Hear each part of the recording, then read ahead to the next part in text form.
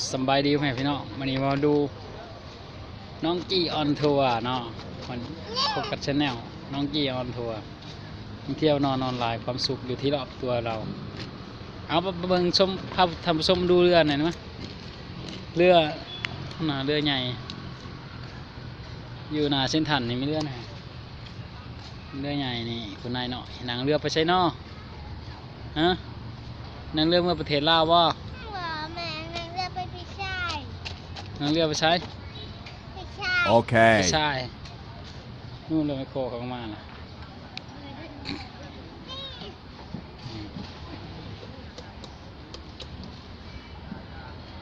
พูดเรือพูดพลอยถ่ายรูปให้ไหมเร็วหยุดเดี๋ยวถ่ายรูปก่อนแป๊บนึงหยุดเฉยๆได้พลอยถ่ายรูปหน่อย1 2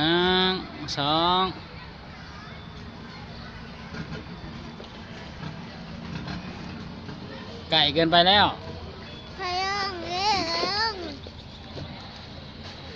เอาเดินมาเดินเร็วเดินมา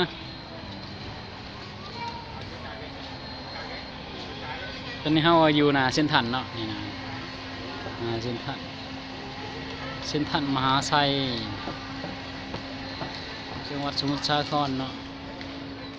มันเปียกแล้วที่เส้นชัยพ้นพึ่งโตกุกินมันเปียกเห็นไหมเขาเรียนเปียก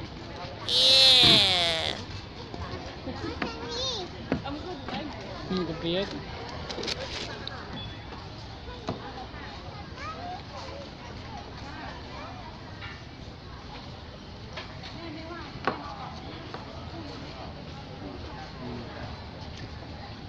เรือประมงมาจากเรือประมง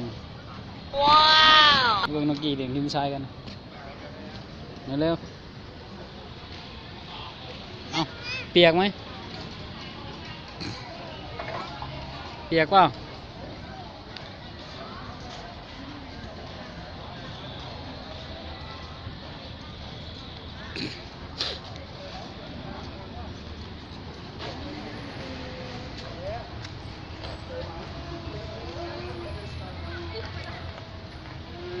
มาขึ้นป่าผมเห็นพลาดหัวแตกเลย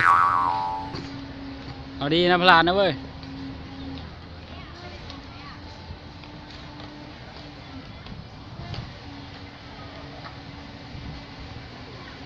บรรยากาศนาเส้นทันนะไม่ได้มืดฝ่าขนาดฝนมืดฝนจังน้อยนะ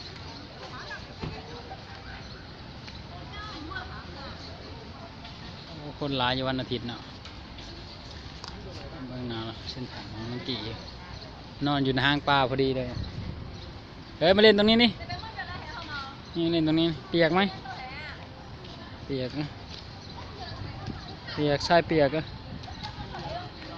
เป็นชายทะเลเหมือนไงวะ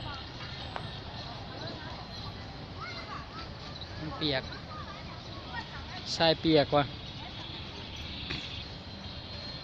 อันนี้เราเดินอยู่ทางนี้เดินอยู่ทางนี้เปียกมานี่นี่ชายแห้งมึงนี่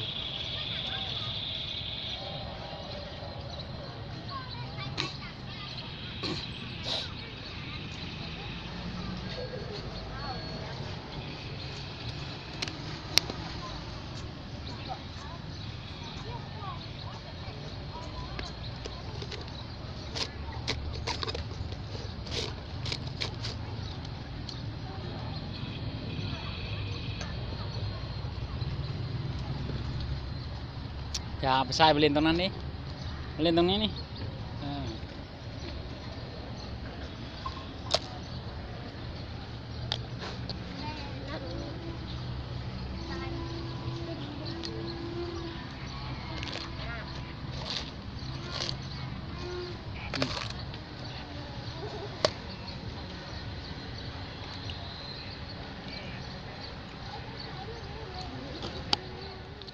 ไปแล้ว แมคโครใครจอดอยู่ตรงนั้นนะแมคโครใครอยู่ตรงนั้น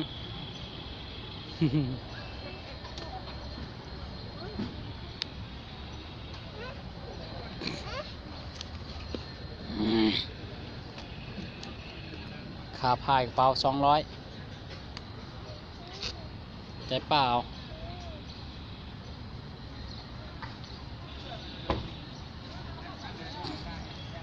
เบิ่งบรรยากาศข้างหน้าเส้นทางรถหลายนะทางนี้จะเป็นเรือนกระโปรงผ้าเนาะในกระโปรงผ้าทั้งนั้นหลายมาเอาว่างามว่ะ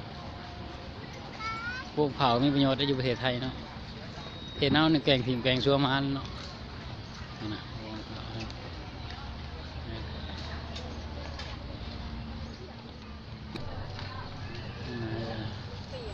มันต้องมาตั้งโซ่เสียงนี่มันเสื้อแผ่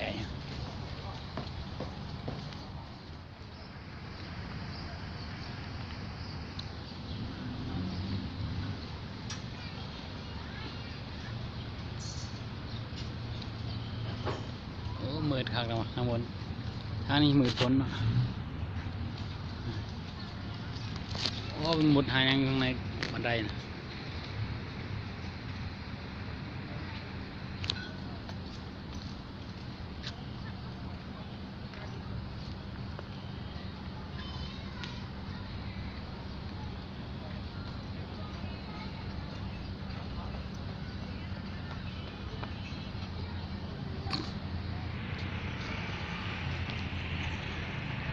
แดดออกมาแล้วแดดแล้ว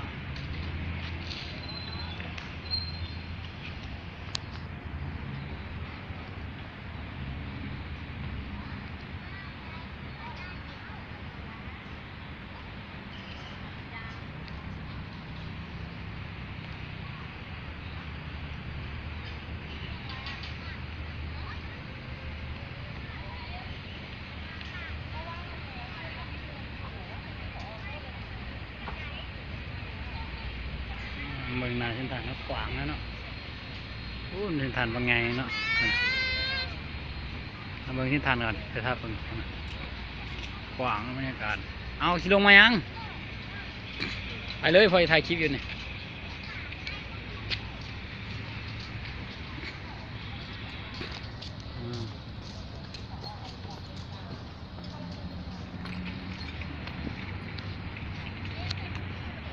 นายแม่นู่นแม่นางอยู่นู่น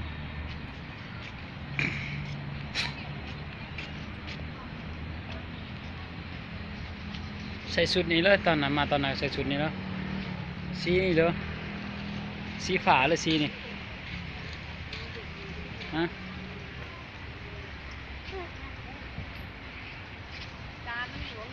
สวัสดีทำผู้ชมยังดีตอนไหน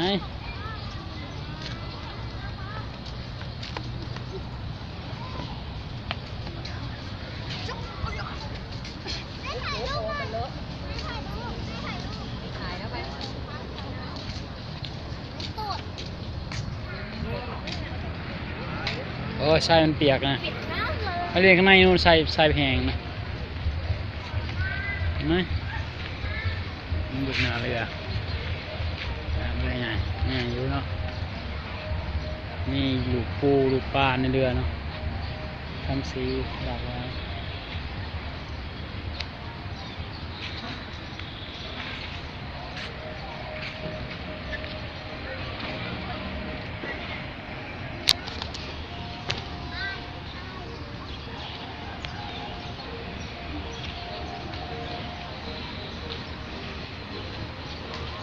เขาในปะนั่งหน่อย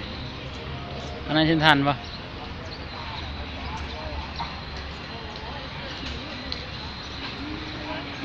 บรรยากาศข้างในครับมืดฝนจักหน่อยนึงมาเนี่ยบรรยากาศดีอยู่